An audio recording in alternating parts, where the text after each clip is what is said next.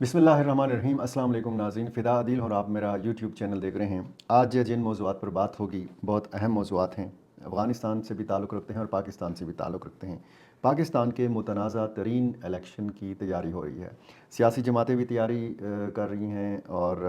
जो election commission of Pakistan है वो भी तैयार है। जो इलेक्शन करवाने वाले हैं वो भी तैयार हैं और पूरी पूरी तैयारी नज़र आती है, पूरा पूरा बंदोबस्त नज़र आता है।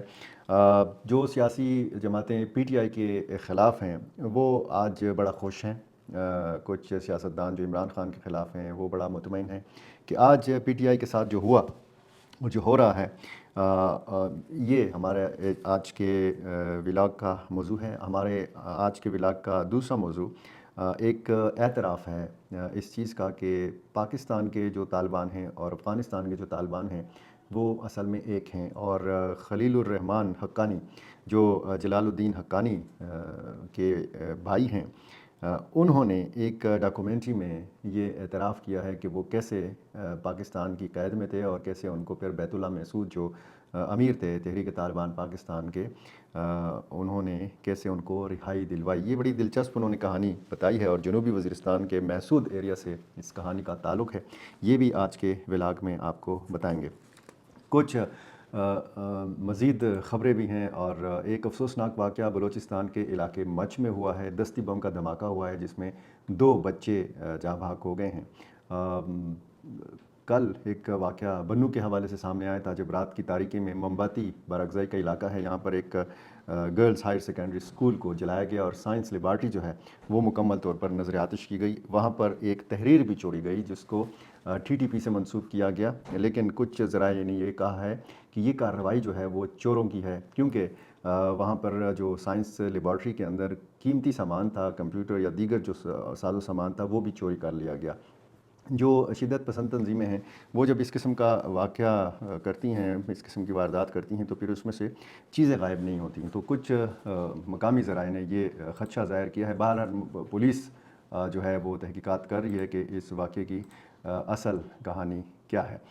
जो खैबर पख्तूनख्वा में तो ज़ाहिर है कि आपको पता है कि मौसम सरमा की तातीलात हैं और बन्नू भी वो मैदानी इलाका है कि जहाँ पर छुट्टियाँ हैं। माजी में भी यहाँ पर स्कूलों को निशाना बनाया जाता रहा है, सवात में भी बनाया जाता रहा है, खैबर पख्तूनख्वा के दूसरे इलाकों में भी इस तरह के जो तालीमी इदारे हैं उनको निशाना बनाया जाता रहा है। और एक रिपोर्ट के मुताबिक 2013 से लेकर 2017 तक खैबर पख्तूनख्वा में 100 के लगभग तालीमी इदारों को धमाकों से उड़ाया गया, जिसमें 1/3 तादाद जो थी वो लड़कियों के स्कूलों की थी। और इनमें सबसे ज़्यादा तालीमी इदारे स्वात ज़िला में थे, जहाँ रिपोर्ट के मुताबिक 491 स्कूल 2009 तक आरसी तौर पर बंद किए गए थे और बंद करने की बड़े वजह शिद्दत पसंदी के वाक़यात थे। ये तो इस स्कूल के हवाले से, और पुलिस जो है वो तहकीकात कर रही है कि बन्नू का जो स्कूल है उसको कैसे जो है जलाया गया। अफ़गानिस्तान के ऊपर हम आते हैं, लेकिन पहले आपको एक ISPR का एक बयान भी बताएं कि जिसके मुताबिक एक सिक्योरिटी ऑपरेशन हुआ है शुमाली वज़ीरिस्तान में, बन्नू के साथ ही मुतसिल है, और 5 अस्करियत पसंदों के हवाले से कहा गया है कि ये इस ऑपरेशन में मारे गए हैं। और ISPR के बयान के मुताबिक मारे जाने वाले अस्करियत पसंद जो हैं वो सिक्योरिटी फोर्सेस पर हमलों समेत बत्ताखोरी और मासूम शहरियों की टारगेट किलिंग में भी मुलव्वस थे। ये मुबैना तौर पर 5 अस्करियत पसंदों को मारा गया है शुमाली वज़ीरिस्तान में। आते हैं PTI के साथ जो हुआ। इससे पहले कि मैं ये कागज़ात नामज़दगी जो मुस्तरद हुए हैं इस हवाले से मैं बात करूँ, आपको ये भी बताऊँ कि PTI का जो इंतखाबी निशान है बल्ला, उसका केस पेशावर हाई कोर्ट ने अबूरी रिलीफ दी है PTI को, लेकिन इलेक्शन कमीशन ने पेशावर हाई कोर्ट में नज़र षानी की दरख्वास्त दायर की है। इलेक्शन कमीशन ये समझता है कि पेशावर हाई कोर्ट ने ये जो फ़ैसला किया है ये ठीक नहीं किया, और इस हवाले से जो हुक्म इम्तना है वो ख़त्म करने के हवाले से और केस के लिए डिवीज़न बेंच तश्कील देने की इस्तदा की गई है। 9 जनवरी अगली समाअत मुकर्रर की गई है जब डिवीज़न बेंच बल्ले के निशान के हवाले से हतमी फ़ैसला करेगा। इमरान खान के कागज़ात नामज़दगी मियाँ वाली से और लाहौर से मुस्तरद किए गए हैं। लाहौर का जो कौमी असम्बली का हल्का है NA-22, यहाँ से इमरान खान के कागज़ात नामज़दगी मुस्तरद हुए हैं और रिटर्निंग ऑफिसर जो हैं मोहम्मद इकबाल, उन्होंने ये फ़ैसला सुनाया है। اور بتایا گیا ہے کہ یہ جو کاغذات نامزدگی عمران خان کے ہیں یہ 2 بنیادوں پر مسترد کیے گئے ہیں، جس میں سے پہلی وجہ یہ تھی کہ پی ٹی آئی کے جو سابق چیئرمین تھے ان کا تائید کنندہ وہ حلقہ NA 122 کا رجسٹرڈ ووٹر نہیں تھا، اور اس کے علاوہ چونکہ پی ٹی آئی کے بانی یعنی عمران خان سزا یافتہ ہیں تو اس کے باعث ان کے کاغذات کو مسترد کر دیا گیا، اور یہ جو ان کے کاغذات ہیں یہ مسلم لیگ نون کے امیدوار میاں نصیر نے چیلنج کیے تھے۔ یہی اگر ہم پھر دیکھیں دوسری طرف اگر ہم دیکھیں اور جو جس طریقے سے بتایا جاتا ہے کہ جی پاکستان میں لائے گئے ہیں نواز شریف صاحب کو چوتھی مرتبہ وزیر اعظم بنانے کے لیے، ان کے کاغذات جو ہیں وہ منظور ہو گئے ہیں۔ یاسمین راشد ان کے مقابلے میں امیدوار ہیں اور ان کے کاغذات یعنی ڈاکٹر یاسمین راشد کے کاغذات جو ہیں وہ مسترد کر دیے گئے ہیں۔ حلقہ ہے NA 30 لاہور کا۔ یہاں سے NA 30 لاہور سے نواز شریف کے کاغذات نامزدگی پر کسی نے اعتراض نہیں کیا، اور اسی حلقے سے امیدوار ہیں تحریک انصاف کی ڈاکٹر یاسمین راشد، ان کے کاغذات نامزدگی جو ہیں یہ مسترد کر دیے گئے ہیں۔ حماد اظہر جو ہیں ان کے کاغذات نامزدگی صوبائی اسمبلی کے حلقے کے لیے مسترد کیے گئے ہیں، اور اسی طرح اگر ایک دوسرا حلقہ ہے جہاں سے مسلم لیگ نون کے رہنما حمزہ شہباز امیدوار ہیں، ان کے کاغذات نامزدگی جو ہیں وہ منظور کر لیے گئے ہیں۔ بہت سارے رہنماؤں کے نام ہیں، اور میں صرف آپ کو یہ بتانا چاہ رہا ہوں کہ اصل میں ہو کیا رہا ہے۔ صورتحال جو اس وقت اگر ہم خیبر پختونخوا کے اندر دیکھیں تو کچھ نام ایسے ہیں کہ جن کے کاغذات نامزدگی جو ہیں وہ منظور ہوئے ہیں۔ اگر پشاور کے حوالے سے بات کی جائے تو کامران منگش سابق صوبائی وزیر، آصف خان سابق MPA، قاسم علی خان اہم عہدیدار ہیں PTI کے ان کے، اور سابق ڈسٹرکٹ ناظم محمد عاصم خان اور عرفان سلیم بہت سرگرم کارکن ہیں PTI کے، ان کے کاغذات نامزدگی جو ہیں یہ منظور کیے گئے ہیں، اور تقریباً کوئی 35 سے 40 تک لوگ ہیں سابق ممبران اسمبلی ہیں کہ جن کے کاغذات نامزدگی مسترد کر دیے گئے ہیں۔ مراد سعید سوات سے، ان کی آج پشاور ہائی کورٹ آمد کا امکان تھا، بہت زیادہ پولیس نفری لگائی گئی تھی پشاور ہائی کورٹ کے تین اطراف میں، چوتھی طرف جو ہے وہ تو ظاہر ہے کہ اس طرف جیل ہے، تو 3 اطراف میں پولیس کی بہت بھاری نفری تھی، اور اس بات کا امکان تھا کہ جیسے ہی مراد سعید آئیں گے پشاور ہائی کورٹ تو ان کو گرفتار کر لیا جائے گا۔ مراد سعید کے کاغذات سوات سے مسترد کر دیے گئے ہیں۔ سلیم الرحمان سابق MNA سوات سے مسترد، فضل حکیم سابق MPA سوات سے مسترد، ڈاکٹر امجد سابق صوبائی وزیر سوات سے مسترد، صبغت اللہ اپر دیر سے مسترد، سابق صوبائی وزیر عاطف خان مردان سے کاغذات ان کے بھی مسترد، علی محمد خان سابق MNA مردان سے ان کے کاغذات بھی مسترد، افتخار مشوانی مردان سے مسترد، NA 32 کے امیدوار تھے شیر افضل خان مروت جو خاص شہرت اب رکھتے ہیں، ان کے کاغذات بھی بڑھ گئے، پشاور سے امیدوار تھے، گل ظفر خان باجوڑ سے ان کے کاغذات بھی مسترد، انور زیب خان مسترد، میاں عمر کاکا خیل نوشہرہ سے مسترد، اسد کیسر سابق اسپیکر صوبائی اسمبلی، سابق اسپیکر قومی اسمبلی ثوابی سے ان کے کاغذات بھی مسترد، شہرام ترقی سابق صوبائی وزیر مسترد، شہریار افریدی سابق MNA کوہاٹ سے مسترد، سابق MNA کرک سے شاہد خٹک مسترد، جنید اکبر مالاکنڈ سے مسترد، اعظم سواتی مانسیرہ سے مسترد، عبدالسلام آفریدی سابق MPA مردان سے مسترد، شیر علی رباب سابق MNA پشاور سے جو پشاور کے PTI کے صدر بھی ہیں مسترد، شاندانہ گلزار سابق MNA پشاور سے مسترد، ملک لیاقت علی خان دیر لوئر سے مسترد، محمد اعظم خان دیر لوئر سے مسترد، سابق صوبائی وزیر دیر لوئر سے ملک شفیع اللہ خان مسترد، ملک ہمایون خان دیر لوئر سے مسترد، سکندر الملک چترال سے، عبداللطیف چترال سے، مشتاق غنی سابق موجودہ جو خیبر پختونخوا اسمبلی کے اسپیکر ہیں ایبٹ آباد سے